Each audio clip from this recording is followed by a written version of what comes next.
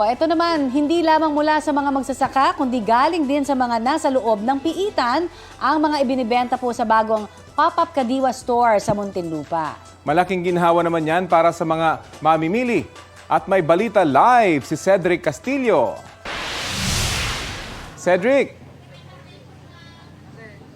Yes, Rafi, Connie, imbes na mamasahe o yung sasakay pa ng tricycle at magbabayad pa nga ng pamasahe. Ang balita ko, ilang mga residente dito sa may Biazon Road, sakop ito ng barangay poblasyon dito sa Muntinlupa City, ay walking distance nga lang daw itong pinakabagong Kadiwa pop-up store na binuksan ngayong umaga. At katulad ng iba mga Kadiwa pop-up store ay direkta dito sa lugar na ito yung bentahan sa pagitan ng mga mamimili at farm producers.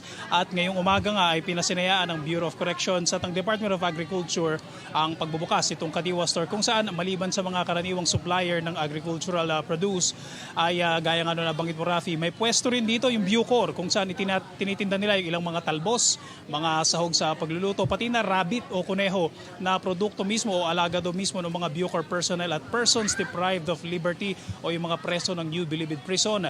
Ayon kay Bucor Chief Retired General Gregorio Katapang, sa munting paraan daw ay layon ng Bucor na makaambag sa food security ng bansa. Lalo pa 300 hectares daw ng lupa ng Bucor ang pwedeng pagtaniman ng iba't ibang produkto. Mahigit 100,000 piso raw ang ginagastos ng pamahalaan kada taon, kada preso, kaya mahalaga raw na may sariling pinagkakakitaan ng ahensya.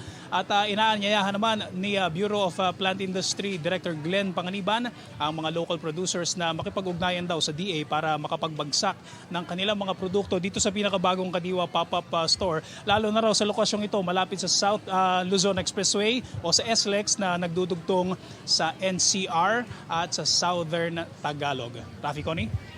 Cedric, hanggang kailan magtatagal yung pop-up store na yan? Kasi mukhang tuwang-tuwa yung mga namimili dyan. No? Si Mother dun sa likod mo, hingiting-ngiti habang namimili. Bali, magsisimula ito, Rafi, ngayong nakakabili na sila ngayong araw na to, no? Pero kung tutusin, ito ay symbolic lamang itong opening day. Pero ito ang magiging schedule nito is 9 to 5 tuwing Sabado at Linggo. So hindi nabanggit kung hanggang kailan yan. So I suppose magtatagal hanggat mayroong demand, hanggat mayroong supply.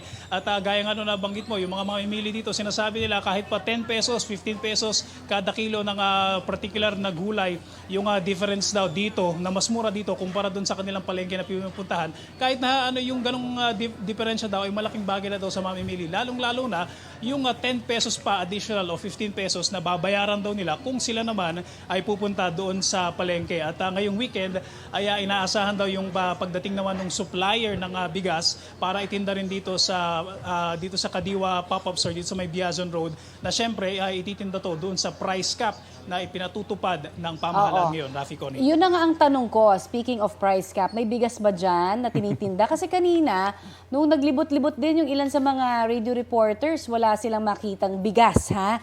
Dyan sa mga Kadiwa daw. Dyan ba sa inyo? Baka meron naman. Wala pa, Connie, hindi pa highlight ngayong araw nito yung bigas, wala pang nakikita tayo na nagbebenta. Pero ang sinasabi nga ni Bucor Chief Katapang at saka ni Director Panganiban ng DA, ngayong Sabado ay inaasahan na yung pagbagsak ng mga iba't ibang mga suppliers ng kanilang panindang bigas. Bagay na na-appreciate naman ng mga mamimili dito kanina. Nung dumating tayo kanina during the program, narinig natin nagpapalakpakan yung mga mamimili. Sinisigaw nila, kailan bigas? Kailan ang bigas? So in-announce nga na ngayong Sabado darating ay yun daw yung kanilang antabayanan. At syempre, ina-expect nila na sana daw dun sa presyo na pasok dun sa price cap. Oo, yes, of course. Rice is life talaga. Rice is life, di pwede mawala yan. Thank you. Maraming salamat, Cedric Castillo. Balita ko, may tututukan kayo tuwing 11 a.m. sa GTV. Alamin ang mahalagang balita at impormasyong dapat ninyong malaman sa Balita Ko tuwing Lunes hanggang Biyernes. Mag-subscribe din po sa GMA Integrated News sa YouTube. Sa mga kapuso naman abroad, maaari po kaming masubaybayan sa GMA Pinoy TV at www.gmanews.tv.